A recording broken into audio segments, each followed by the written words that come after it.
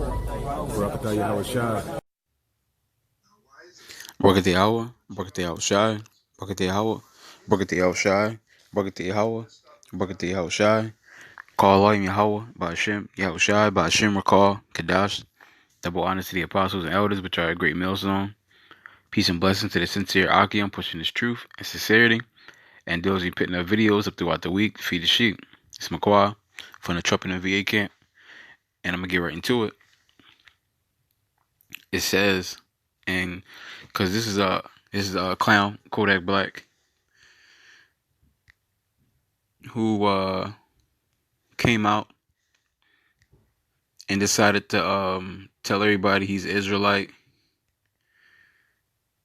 Let me see.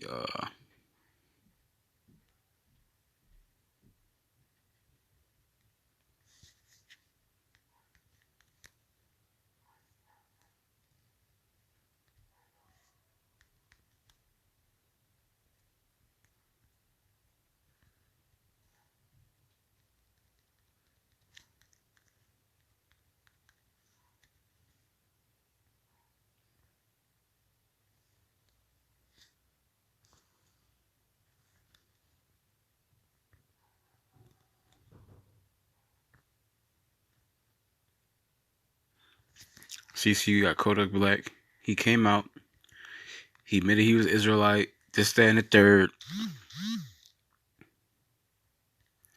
And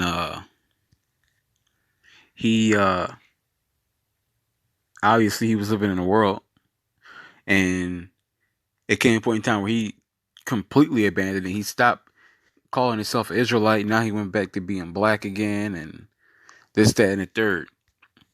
So let's go over here. This is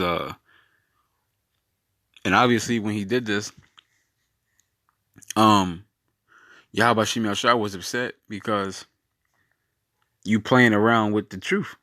Okay, you playing around with your heritage and this knowledge, which is the greatest thing on the face of the earth. Okay, because it's more precious than fine gold. But it says drugged and set. Kodak Black was drugged and set up for a prison fight.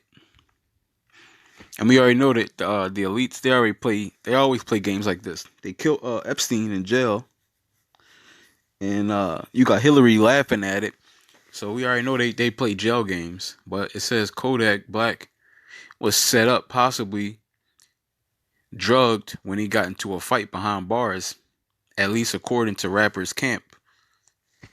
Sources close to Kodak tell TMZ his team believes last month's prison fight, which left a guard injured, was all a setup because they claim someone slipped something in his drink to set him up. We're told surveillance video shows Kodak drinking a cup of coffee about 20 minutes before the fight broke out. And his reps believe Kodak's coffee was spiked with a chemical substance intended to make him lose control. Our sources say an agent from the FBI testified Wednesday that the witness said Kodak appeared to be under the influence during the brawl. As for the fight itself, we're told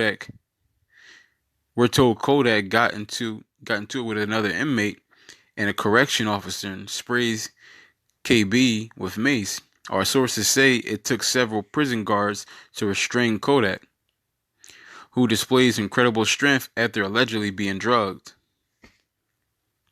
Bureau of Prison spokesman Emery Nelson tells us a staff member was physically assaulted during the fight and was taken to a hospital for treatment. As we reported, Kodak was sentenced Wednesday to 46 months in prison after pleading guilty in his federal gun case. Prosecutors were gunning for 96 months after KB was involved in the fight. Kodak's camp think it's suspicious that the other inmate in the fight was placed in KB's prison pod earlier in the day, and the same inmate was released on bond about 12 hours after the brawl. Kodak's team says the fight went down 2 weeks before his sentencing is also fishy. KB's been behind bars before, and we're told it is the first time he got in trouble. Black's rep tell us They don't know for sure who allegedly drugged him, but they had their suspicions, telling us a lot of people want to see him jammed up. So when you do stuff like, say, you're an Israelite and things like that, and you already made a deal with Satan and Esau, now you playing games now. And it can pretty much, they'll throw you under the jail. Okay, they'll pretty much throw you under the jail. And I heard something say something like they wanted to give him 10 years, but instead they gave him 4 years, and I think it was 4 years. And 12 times 4, 46. Yeah, 4 years. They gave him 4 years, and then after he got out of jail, he get 3 years, I believe, is house arrest or probation, one or the other. So they probably was gonna send him for 10 for doing this Israelite stuff, and they probably told him like, all right, you got to stop this, and he said, okay, but we'll give you 4 years, and then we'll give you 3 years on probation. If you try this Israelite stuff again, you going away for good. So this is more than likely what's taking place here. More than likely. But when you play games with Yahweh Shemi Al-Shai and Esau, if you're not down with Yahweh Shemi Al-Shai, you're basically you're playing with death. Okay? And then thinking you're gonna just say you're Israelite and then just jump back into the world, be a nigga, and you think nothing's gonna happen to you, you gotta be out of your mind. If Yahweh Shemi Al-Shai don't get you, Satan will. Which is Yahweh Shemi Al-Shai, because he sends Satan.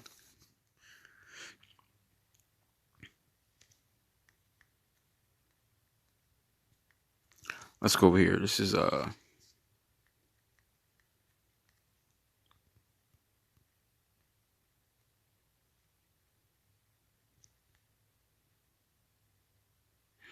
Galatians 6 and 7. Be not deceived, Yahweh Shemi Al-Shai is not mocked.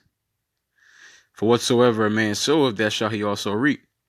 So whatever you put out, that's what you're gonna get back. You wanna mock, you wanna make this truth look like a game, like it's a spectacle.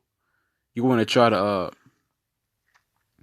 make this look like some kind of a cool wave. Make it look like some, like basically like be like Kodak or that guy Brandon T. Jacobs. They're both clowns. Okay, Amari Stoudemire, another clown. What's his name? The nigga with the dreads. On the Lakers. Dwight Howard, another clown. These guys think it's a game. Okay, they think they can just say things and not follow up with it and then think it's going to be okay. You can't just say you're Israelite and then just be a nigga. Watch this. Deuteronomy 10 and 12. And now, Israel, what does the Lord, thy power, require of thee? It says, but to fear Yahweh thy power, to walk in all his ways, to love him, and to serve Yahweh thy power with all thy heart and with all thy soul, to keep the commandments of Yahweh Shemi Al-Shai and his statutes, which I command thee this day for thy good. So it's a requirement in being an Israelite. Okay, it's a requirement being an Israelite. You gotta keep the law, statutes, and commandments. You gotta serve Yahweh Shemi Al-Shai. Okay, and if you're a man, you got to be in the highways. There's a requirement for being an Israelite. And if you're a woman, you got to have you should have a man that's in the ministry, in the highways, and you got to submit unto him. And women submitting to men. This is not for the men for you to submit. Okay, this is for your salvation. Okay, because you women think, oh well, I ain't going to submit to him since he want other girls. I'm not going to submit to him. Won't he get the other girls to submit? You're not submitting to him for him. You're submitting to him for Yahweh Shemi Al-Shai. That's how you get your salvation. So by you thinking you're going to hurt him by not submitting, you only destroying yourself. Okay, because Yahweh Shemi Al-Shai, he told you, you got to submit to your husband as if he's Yahweh Shemi Al-Shai. So by you not following that order, you're going up against Yahweh Shemi Al-Shai. You're not hurting the man, you're hurting yourself. Let's go over here. Hebrews 10.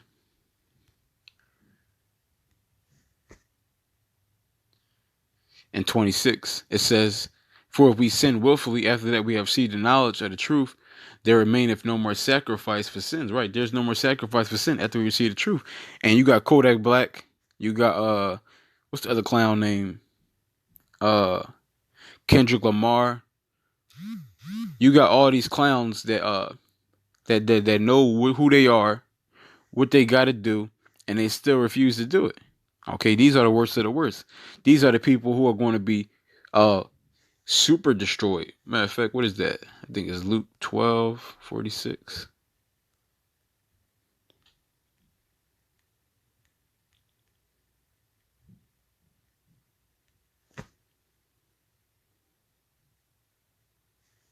Luke 12:47. "And that servant which knew his Lord's will and prepared not himself, neither did according to his will, shall be beaten with many stripes." So if you know you're an Israelite and you still not doing what you're supposed to be doing, if you're a man, you're not in the highways preaching, okay, you're going to be destroyed. If you're a woman, you got a man and you're not submitting to him, you're going to be destroyed. Okay? You can't just come up against your how about Shimi Hashai and think you're just going to get away scot-free. Okay? Everybody's going to have to receive what they put out. Okay? But with that, I want to give honor and glory to Yahweh, Ba'ashem, Yahushai, Ba'ashem, Rakal, Kadash. Double honor to the apostles and elders, which are a great millstone. Peace and blessing to the sincere Akim, pushing his truth and sincerity. And diligently putting our videos up throughout the week. Feeding the sheep, Adawan, Ratazah, Atham, Yakal, Shalom.